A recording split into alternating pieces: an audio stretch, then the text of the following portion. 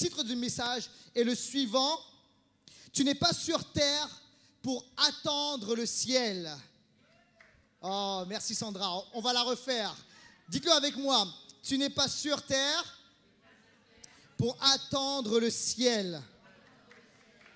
Alors on va prier puis on va entrer dans ce message. Seigneur, merci parce que tu ne nous as pas placés sur terre pour attendre, mais pour faire et pour faire tes œuvres. Et je prie maintenant, Seigneur, que ton esprit puisse toucher par la parole de Dieu, transformer les cœurs. Que ce ne soit pas un discours, mais que ce soit la puissante, glorieuse parole de Dieu qui change les vies maintenant. Saint-Esprit, viens à mon secours pour prêcher, viens à notre secours pour recevoir au nom de Jésus. Et toute l'Église dit Amen, Amen, Amen. Alors, je suis en classe de seconde au lycée. Et je suis dans l'un de mes cours, comment dirais-je, les cours que je déteste le plus. Un des pires cours pour moi qui est le cours de physique-chimie. Est-ce qu'il y a des gens qui ont fait S? Est-ce qu'il y a des scientifiques parmi nous? Quelques-uns. Dieu vous bénisse. Je vous comprends pas, mais que Dieu vous bénisse. Ma femme a fait S. Vous êtes incroyables ceux qui ont fait S. Moi, j'ai fait ES à l'époque économie, d'accord? Et donc là, je suis en seconde dans cette classe de physique-chimie un lundi matin, à peine réveillé. Et en fait, le prof, tu comprends que c'est vraiment le stéréotype, tu sais, du savant fou. Mais je vous assure, hein, c'est-à-dire qu'il disait des trucs un peu bizarres, il courait dans tous les sens, il avait sa blouse blanche et il avait les cheveux blancs un peu dans tous les sens. Rien que ça m'effrayait. Et encore, il n'avait même pas parlé, tu comprends? Et un jour, je suis là en cours de physique-chimie, et je ne sais plus dans quelles circonstances, dans quelles conditions, mais il dit cette phrase suivante. Il dit, alors, l'être humain est allé sur la Lune. Ça y est, on a exploré l'univers. Et lorsqu'on est allé au-dessus du ciel, sur la Lune, on n'a pas trouvé de paradis. On n'a pas trouvé de nuages. On n'a pas trouvé tout cela. Alors l'Église devrait changer sa doctrine sur le ciel. Et alors en entendant cela, ça m'a fait un choc. Lundi matin, tout d'un coup je me réveille. Et en fait, en moi, intérieurement, il y a quelque chose qui dit « Non, mais non, t'as pas compris. C'est pas ça, c'est spirituel. C'est pas quelque chose de physique. T'as pas compris les choses. T'as pas compris le ciel. T'as pas compris le paradis. T'as pas compris. » Et en fait, ça m'a vraiment interpellé. Mais en même temps, aujourd'hui, je me pose la question suivante. Est-ce qu'en tant que chrétien, on a véritablement compris cette dimension du ciel? Est-ce qu'on a compris tel que la Bible l'explique, tel que la Bible l'enseigne? Et la réalité, les amis, c'est que je crois qu'on a mal compris le ciel. Pour trop de personnes, le ciel, c'est quoi? C'est le paradis, un jour, plus tard, dans l'éternité, après la galère sur terre. C'est vrai ou pas? Autrement dit, ici sur terre, c'est nul, c'est pourri, on endure, mais vivement le ciel. Et c'est vrai. Trop souvent, en tant que chrétien, on raisonne comme ça.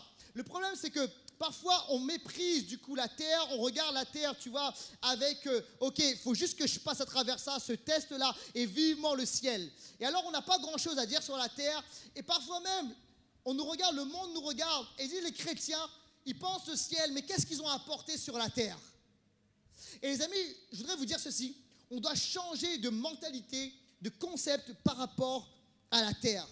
Trop souvent, le message de l'évangile, ça a été prêché de cette manière suivante.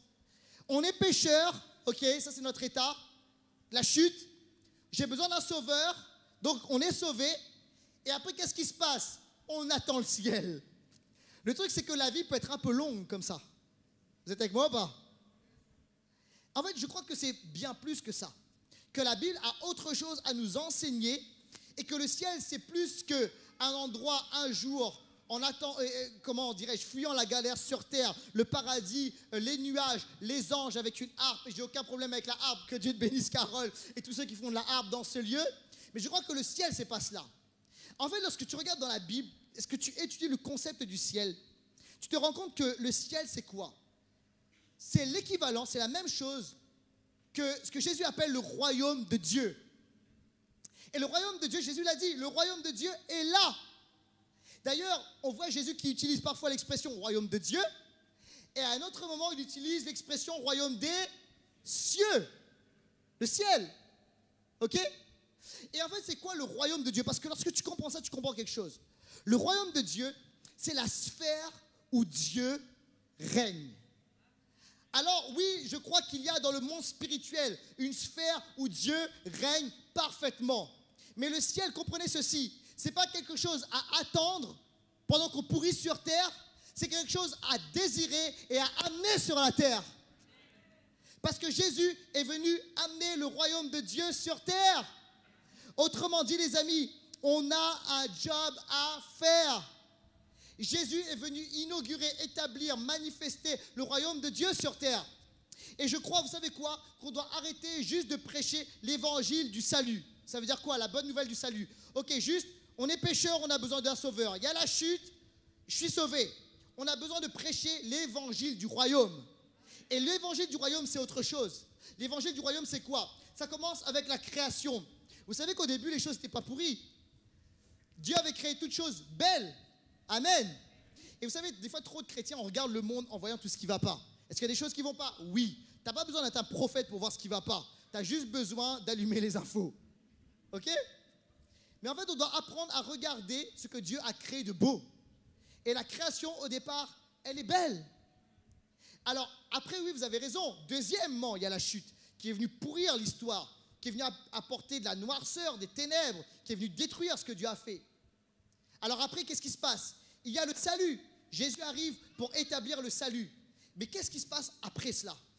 Jésus nous a dit, c'est l'œuvre de restauration. Nous sommes appelés à réconcilier, à faire cette œuvre de réconciliation.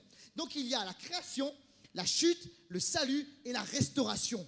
Et aujourd'hui, les amis, nous sommes appelés à restaurer toutes choses pour la gloire de Dieu. Et ça, c'est quoi? C'est l'évangile du royaume de Dieu. Donc dis à ton voisin, tu n'as pas été créé pour attendre le ciel. Dis ça à ton voisin. Dis ça à ton voisin. Écoute-moi, on a un job à faire sur la terre.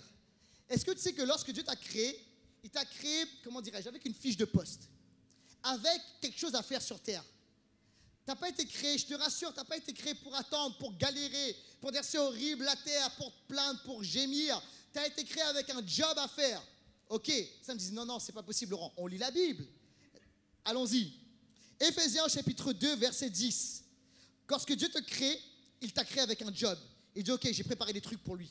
Oh, Cédric, j'ai préparé un job pour toi. Ophélie, j'ai préparé un travail pour toi. Claude également. Oh, est-ce que vous êtes là ou pas? Joe, j'ai préparé un travail pour toi. Carole, vas-y, va atteindre. Va atteindre ces jeunes qui ont besoin de Jésus. Tu comprends cela? Allons-y, allons faire une différence. Dieu nous a créés pour faire de grandes choses, pour sa gloire. Quelqu'un a dit amen à cela? Alors, voici ce qu'il est écrit. Éphésiens chapitre 2, verset 10. Dieu nous a créés, ça c'est vrai, pour une vie riche d'œuvres bonnes. Ok? Donc il nous a créés pour faire de bonnes œuvres. On n'est pas sauvé par les œuvres, mais on est sauvé pour faire des œuvres bonnes. Est-ce que vous êtes là? Qu'il a préparé à l'avance afin que nous les accomplissions. Donc quand Dieu nous crée, il a créé tout un package d'œuvres bonnes à accomplir. Et il a prévu un job pour moi, un job pour nous, un job pour vous. Et il dit, ok, on est créé pour faire ces œuvres. Et qu'est-ce qu'il attend de nous? Que nous les accomplissions. Et alors la question est-ce qu'on les accomplit? Vous êtes là? Moi, je ne sais pas pour vous, mais moi, je suis enthousiaste de savoir que Dieu m'a créé avec quelque chose à faire. J'aime ça. Vous savez, lorsqu'on a des journées off en famille, et soit on est en vacances ou le samedi, lorsque mes enfants se réveillent, une des premières choses qu'ils demandent, c'est qu'est-ce qu'on va faire aujourd'hui? En fait, tu sais, ils ont intégré le fait que souvent, on programme des trucs. On a un programme, on a des choses à faire. Et il faut que ce soit cool, généralement. Et en fait, tu sais, pour eux, ils détestent quand, pas grand-chose aujourd'hui, ou on verra, ou on va se reposer. Ah, tu comprends que pour eux, c'est pas cool du tout. Et en fait, ce qui est vrai pour mes enfants, je crois que c'est également vrai pour nous. Imagine, tu es là et puis tu dis, Dieu, qu'est-ce que tu as créé pour moi? On verra. On va se reposer sur terre. OK? Tu sais, je comprends mieux mes enfants, tu vois? Quand au petit-déj, qu'est-ce qu'on va faire aujourd'hui? Laisse-moi me réveiller. OK? Et en fait, Dieu nous a créés avec quelque chose à faire. Et l'aventure chrétienne est une belle aventure. On a un job à faire. Dieu a prévu tellement de belles choses pour nous. Il a préparé des œuvres pour que nous les accomplissions. C'est les gens qui aiment l'aventure. Bienvenue dans le royaume de Dieu. Oh, alors comment arrêter d'attendre le ciel? Comment changer de mentalité? Comment faire les œuvres préparées d'avance? Pas dans le ciel, sur la terre. Comment faire ça? Comment changer de perspective par rapport à la terre? C'est la question qu'on se pose. Merci de la poser. Et je voudrais qu'on y réponde aujourd'hui. Mon premier point est le suivant. Tu dois activer ton don. Dis-le avec moi. Je dois activer mon don. Écoute bien, pour accomplir notre job, nous devons activer notre don de grâce. Ok, on parlait de la grâce. Si je vous dis la grâce, ça vous fait penser à quoi? C'est quoi la grâce pour vous? Spontanément, comme ça. C'est quoi? Ok. Ouais, alors j'ai entendu quelque chose là. Ok, merci beaucoup. Immérité, d'accord, grâce imméritée. Pardon des péchés, vous avez 100% raison. Quoi d'autre? Quoi? Faveur, 100% raison. Amour, 100% raison. Quoi d'autre?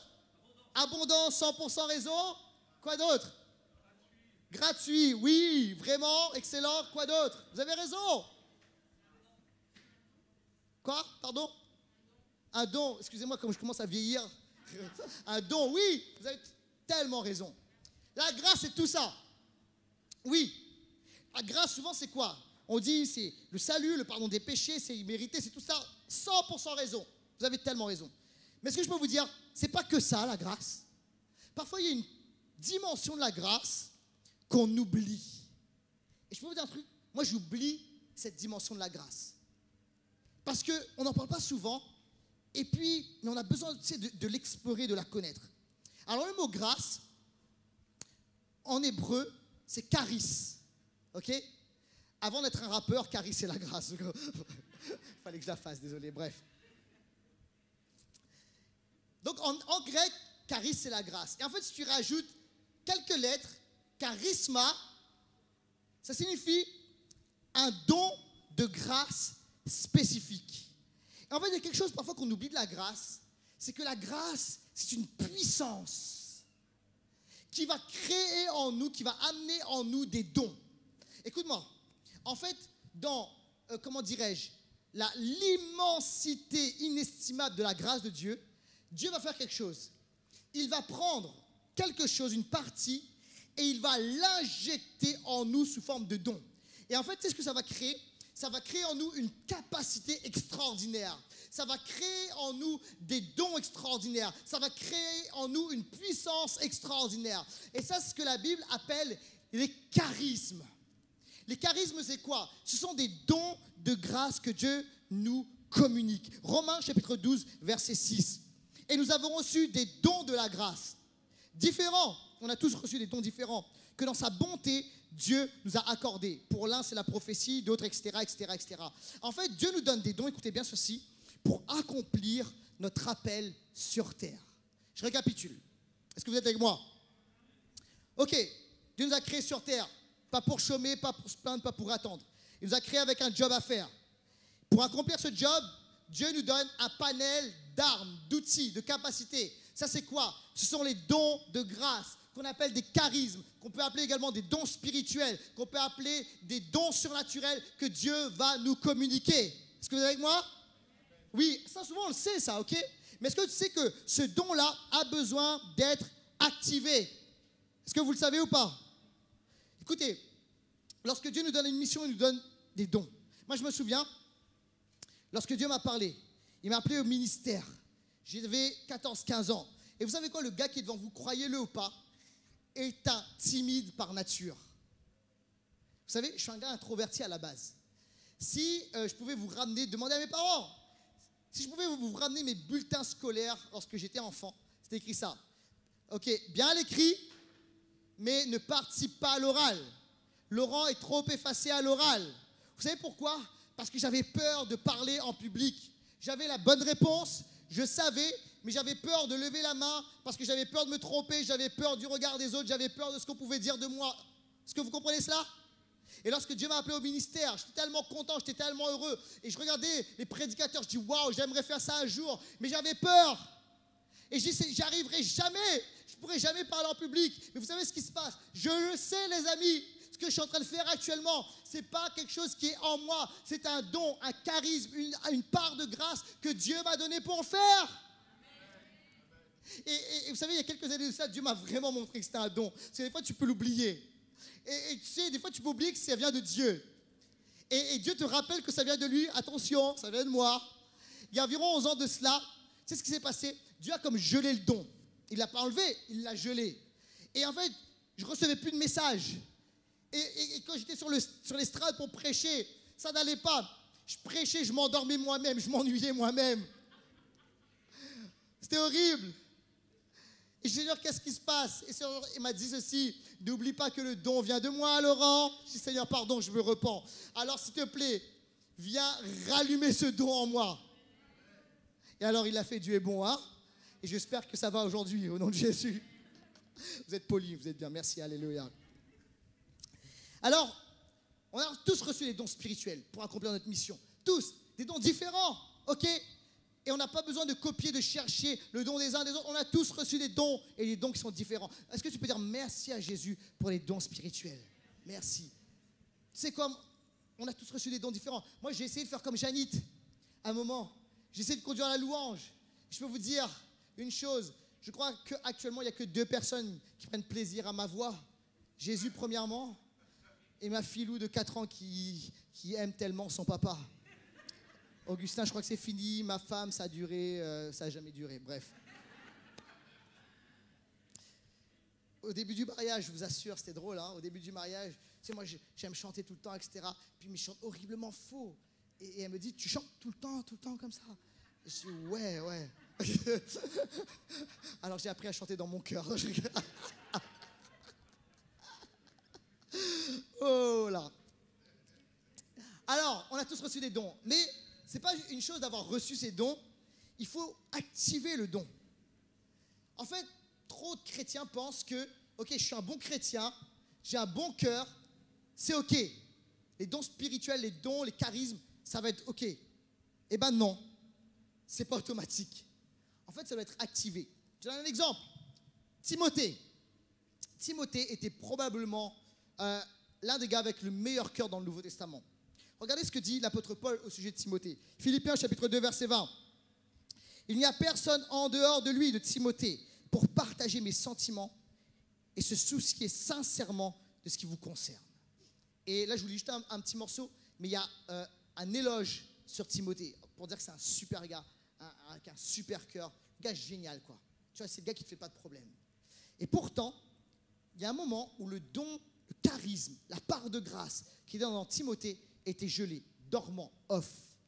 Et il fallait que ce soit rallumé, réactivé. 2 Timothée chapitre 1, verset 6. C'est pourquoi je te le rappelle. Ravive, dis avec moi, ravive. Ravive le don, autrement dit le charisme, la part de grâce que Dieu t'a fait dans sa grâce, d'accord, lorsque je t'ai imposé les mains. Alors, est-ce que vous comprenez que ce n'est pas automatique? On peut avoir des dons à l'intérieur de soi, mais ils ne sont pas activés, ils sont dormants. Et ce n'est pas une histoire de caractère. On peut être avec de super chrétiens, mais les dons spirituels sont dormants. Et qu'est-ce qu'il faut faire? Il faut réactiver ces dons au nom de Jésus.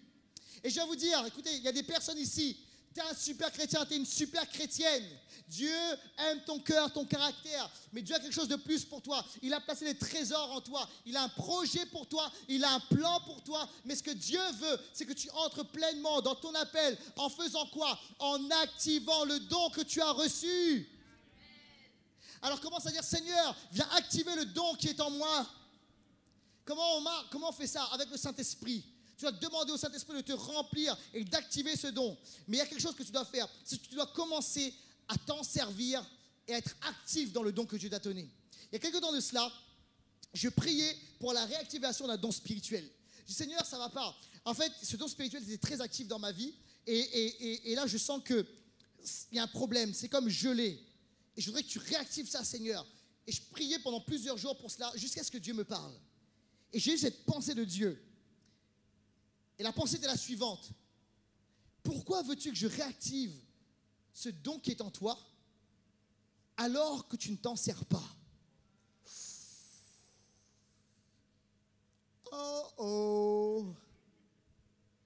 fois, Dieu nous parle, hein, Dieu est direct et puis il a besoin de nous reprendre avec amour, mais il le fait. Et Dieu me dit, ok, il est gelé parce que tu t'en sers pas. Et alors je me suis repenti, je dis, Seigneur, pardon.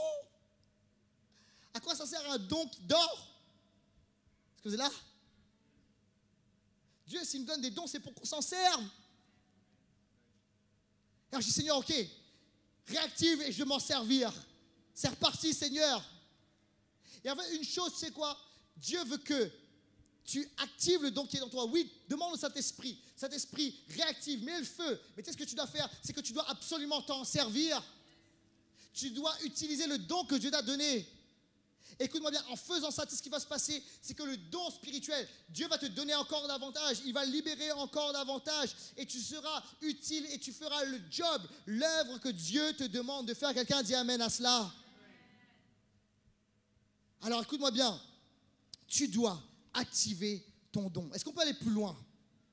Est-ce qu'on peut aller plus loin? Parce que, ok, pour faire le job sur terre, pour arrêter d'attendre le ciel, on doit activer le don spirituel. Mais mon deuxième point est le suivant. Tu dois redéfinir la fidélité. On a un problème avec notre définition de la fidélité dans l'Église. Et je pense que c'est pour ça parfois qu'en tant que chrétien, on est là et puis on attend le ciel, on en a marre de la terre. Parce qu'on s'est dit, ok, c'est bon, je suis fidèle, Seigneur. Alors le Seigneur nous appelle à la fidélité, on le sait, c'est dans 1 Corinthiens chapitre 4, verset 2. Or, en fin de compte, que demande-t-on à des intendants, à ceux qui gèrent les dons que Dieu nous a donnés? Qu'ils accomplissent fidèlement, dites avec moi, fidèlement, la tâche qui leur a été confiée. Ok, pour moi, fidélité, c'est quoi? Comme ça, la fidélité, c'est je suis fidèle, j'aime Dieu, j'évite de pécher, je me repens, je vais à l'église, tu comprends? Je sers un peu, tu comprends? Pour moi, c'est ça la fidélité. Et là, je dis, Seigneur, je suis fidèle. Et en fait, est-ce que tu sais que la fidélité, c'est plus que cela? Dans la définition biblique, c'est plus que cela. En fait, dans la Bible et dans le concept de Jésus, dans la pensée de Jésus, la fidélité égale la multiplication. Tant qu'on n'a pas multiplié, on n'est pas dans la fidélité telle que Dieu la conçoit. On lit la Bible ensemble. On y va? Parabole des talents. Matthieu chapitre 25, verset 20. Et on va lire jusqu'au verset 23. Alors vous connaissez peut-être l'histoire. Pour ceux qui ne la connaissent pas, je résume le début très rapidement. Jésus donne une histoire, une parabole. Et il dit, c'est un patron qui réunit 3 salariés. Et il leur dit, je vous donne des lingots et vous devez faire fructifier. On est dans le milieu. Essayez d'imaginer, on est dans le milieu de la finance, ok?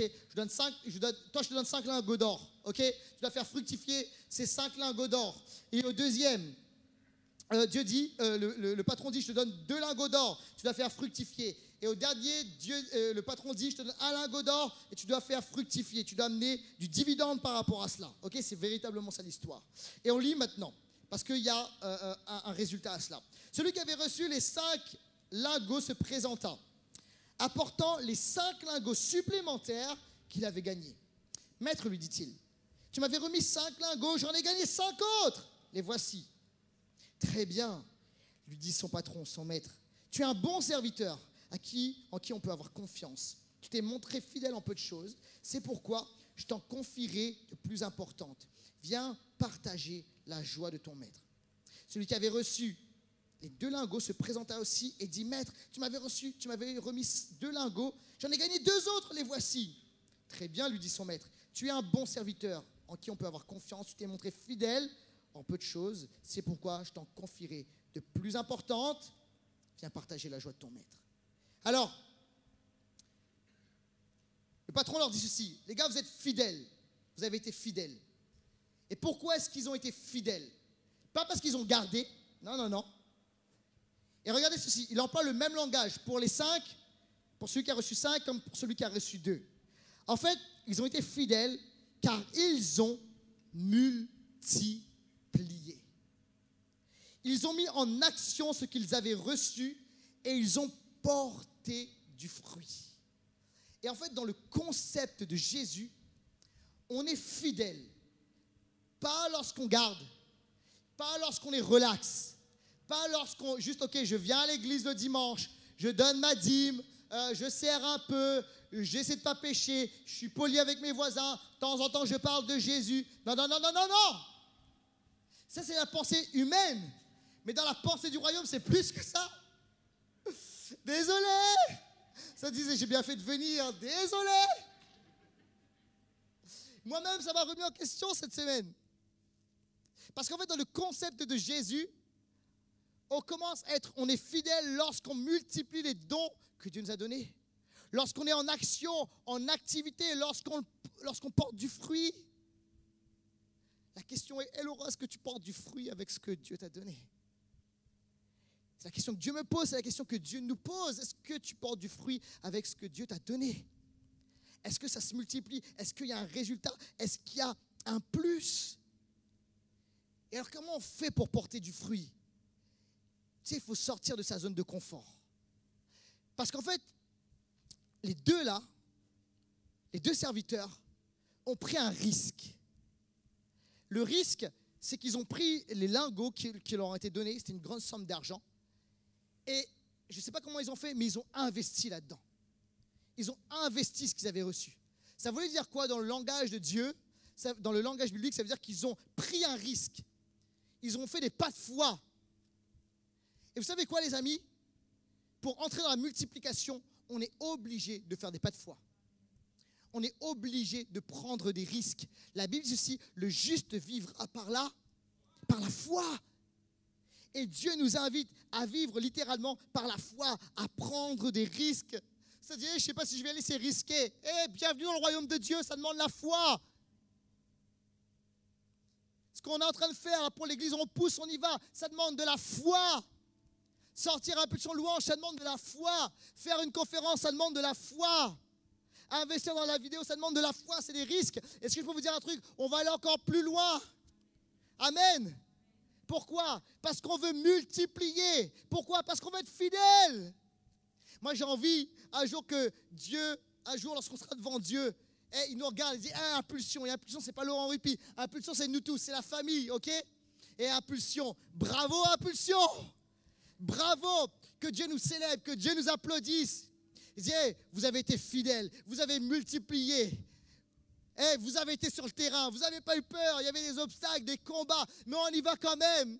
Tout à l'heure, je parlais avec quelqu'un et on parlait de Paris, tu sais, du combat sur Paris, de la difficulté sur Paris, de la réalité spirituelle sur Paris. Et j'aimerais que Dieu nous dise, c'était dur, vous avez pris des risques, mais vous y avez été. Bravo, rentrez dans ma joie et impulsion, comment? Wow, super message, Laurent, super message. J'aimerais que Dieu nous dise ça. Alors ça demande de prendre des risques. Ça demande d'y aller au nom de Jésus. Et on va y aller. Alléluia. Oh, merci Joe, j'aime ça. On reçoit par la foi. Alors, on doit redéfinir la fidélité. Et on doit entrer dans la multiplication. Plus que jamais, les amis. Est-ce que je peux aller plus loin? Mais c'est mon dernier point. Je dois vous prévenir, ça va être pire. Ok? Je vous préviens. Alors, on a dit quoi? On a dit qu'il fallait redéfinir le concept de la fidélité. Mon troisième point est le suivant. Tu dois refuser le statu quo. Le statu quo, c'est quoi? C'est le fait de rien toucher, rien bouger. On touche à rien, on bouge rien, on change rien. On est bien là, ok? On est bien là. On sait ce qu'on a, ok? Si on bouge, on ne sait pas ce qu'on va perdre. Hein? Vous connaissez ça? Hein?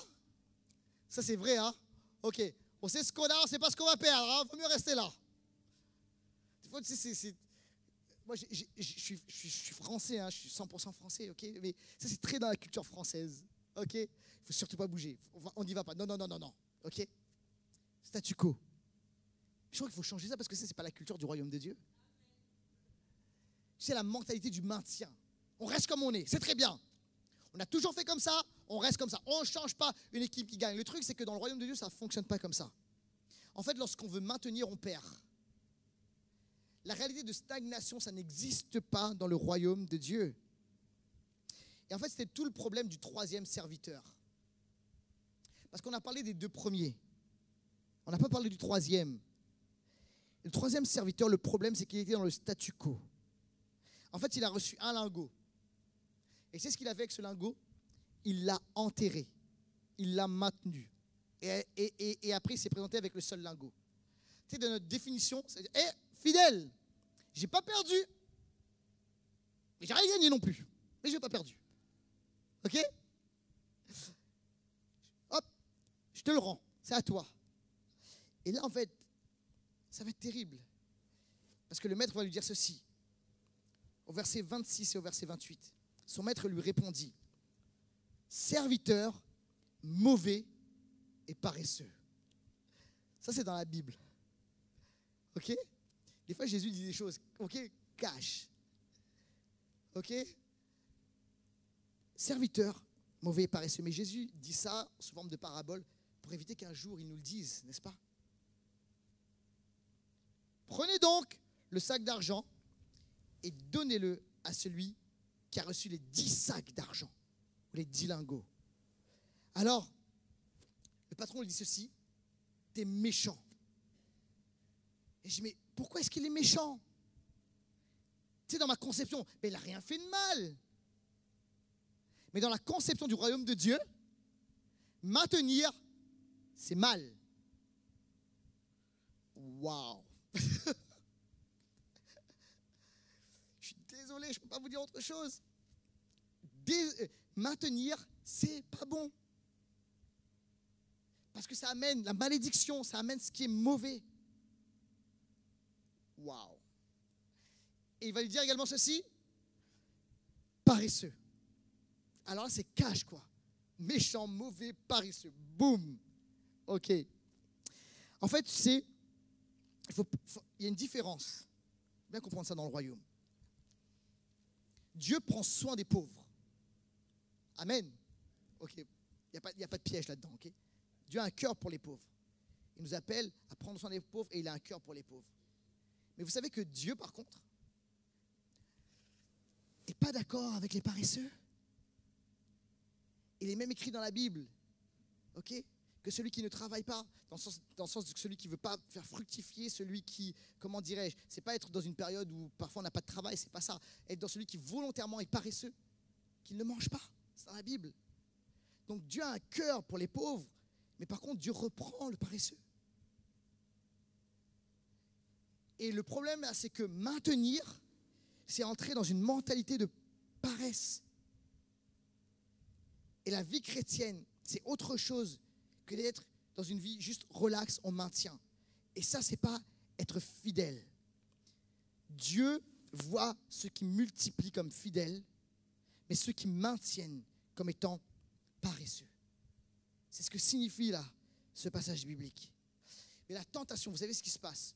Parfois, ok, j'ai un talent, on n'est pas tout à fait comme le gars de la parabole. On a un talent, on dit ok, on commence avec un talent, on fait fructifier, puis des fois, tu sais quoi, ce qui se passe, c'est qu'on a fait fructifier, et puis on a multiplié un peu, et on est dans une situation où c'est bon, on a amassé, on a ce qu'il faut, et on veut juste là maintenir, c'est bon. Là, c'est trop risqué maintenant, on va juste maintenir. Il y a des gens là, vous avez commencé, Dieu vous a donné des dons et des talents, et vous aviez multiplié. Il y a une forme de confort qui s'est installée. Et c'est comme si la mentalité de maintien, de statu quo maintenant, oh, ok, j'ai eu un certain résultat, je m'installe, je me pose et je ne vais pas plus loin. Et en fait, tu dois briser là cette mentalité de juste maintenir, cette mentalité de statu quo. Tu dois sortir de ta zone de confort. Tu dois arrêter de rechercher la sécurité. Tu dois accepter avec Jésus, sur la base de la parole de Dieu, par la puissance du Saint-Esprit, de prendre des risques pour Jésus. C'est ça, les amis, le royaume de Dieu. Et Dieu nous appelle à vivre cela. Quelqu'un dit amen à cela? Je me souviens, tu sais, à un moment, j'ai cette pensée lorsque j'étais un tout jeune chrétien. En fait, je dis, Seigneur, c'est bon. C'est bien maintenant. Tu sais, il y avait un appel de Dieu sur ma vie, mais je savais que ça demandait des risques. Ça demandait de prendre des risques. Et juste cette pensée, ok, je suis sauvé, je suis baptisé, j'ai le Saint-Esprit en moi, rempli du Saint-Esprit, j'exerce les dons spirituels, je vais à l'église, c'est bon, je trouve un bon job, c'est bon, Seigneur. Pas plus loin, je maintiens ça, je suis sauvé, tout va bien. Ok? Est-ce qu'on est sauvé comme ça? Oui, on est sauvé. Pas de problème. Notre nom est inscrit dans le livre de vie. On est aimé de Dieu, etc., etc. Par contre, Dieu nous demandera quand même. Il va nous dire, viens, rentre. OK, tu es sauvé. Mais il va nous dire quand même, hé, tu as fait quoi avec les dons? Et en fait, cette mentalité, à un moment, est venue et elle a été chassée. Je dis, non, non, Seigneur, je refuse cela. Parce que ça, c'est la mentalité de statu quo. Et on veut aller plus loin. Je veux aller plus loin. Alors j'ai brisé cela dans la prière. Je dis non Seigneur, partout où tu m'amèneras, j'y vais Seigneur. Je ne veux pas me maintenir, je veux multiplier au nom de Jésus. Et les personnes ici, Dieu vous appelle à briser maintenant cette mentalité au nom de Jésus. Alors qu'il y a comme une sorte de confort, un bien-être, Dieu t'appelle à briser cela. C'était le problème à un moment de David. David avait commencé avec rien, le roi David dans l'Ancien Testament. Il n'avait rien. Et en fait, Dieu lui a donné, Dieu l'a placé, Dieu l'a positionné. Il a cru en Dieu, il a pris des risques parce qu'il fallait prendre des risques. Il y a eu la multiplication des territoires, il y a eu la bénédiction et l'abondance. Et un jour, voici le problème avec David. C'est qu'à un moment, David est là et en fait, il attendait littéralement le ciel à ce moment-là. Tu comprends? Il était sur terre en attendant le ciel. Il est là dans son royaume, les gars sont alarmés, ses fidèles compagnons sont alarmés à la guerre. Et lui, qu'est-ce qui se passe? Il se réveille tranquillement. T'imagines le gars, je l'imagine, c'est avec sa robe de chambre, il fait beau, il ouvre ses volets, il va sur sa grande véranda de son château, il admire son territoire et dit regarde, tu vois, enfin, donc là c'est bien, je profite un peu maintenant, je maintiens maintenant. Mais à ce moment-là, le problème c'est quoi? C'est que le maintien l'a amené à la chute, parce que dans cette situation de maintien de statu quo, il a regardé là où il ne fallait pas regarder. Est-ce que vous êtes avec moi ou pas? C'est ça le problème, les amis. C'est que lorsqu'on est dans le statu quo, dans la mentalité de maintien, on commence à regarder là où on ne doit pas regarder. C'est ce qu'il aurait dû faire. Il aurait dû regarder de nouveaux territoires avec ses gars. Il aurait dû dire, hey, les gars, on y va, on va conquérir de nouveaux territoires. On va prendre de nouveaux lieux. On va étendre le royaume de Dieu. Le problème, c'est qu'il est au mauvais endroit, au mauvais moment et qu'il regarde là où il ne doit pas regarder. Ça, c'est la mentalité du statu quo et du maintien. Lorsque tu vas maintenir, tu sais ce qui va se passer, c'est que tes regards vont changer. Tu vas commencer à regarder ce qu'il ne faut pas regarder et ce qui va t'amener à descendre spirituellement. Mais Dieu est bon et il t'adresse une parole aujourd'hui. Et Dieu te dit, regarde plus loin, change de perspective, change de cœur, va là où je t'amène, multiplie, sois fidèle, brise le statu quo et la mentalité de maintien. Parce que je t'ai placé sur terre pour faire une œuvre extraordinaire. Je t'ai placé sur terre, je t'ai donné des dons, je t'ai donné des capacités. Réactive tout cela, réactive mes dons, marche avec moi, sois fidèle, prends des risques. Fais une différence. Et les amis, on a plus que jamais besoin aujourd'hui d'être une église qui entre dans cette dimension. Oh, j'ai besoin d'être un chrétien qui change de mentalité. Je ne suis pas sur terre pour attendre le ciel, mais je suis sur terre pour faire descendre le ciel, pour établir le ciel et le royaume de Dieu. Que quelqu'un dise amen à cela, que quelqu'un applaudisse le Dieu qui nous appelle et qui a préparé des dons pour nous. Alléluia.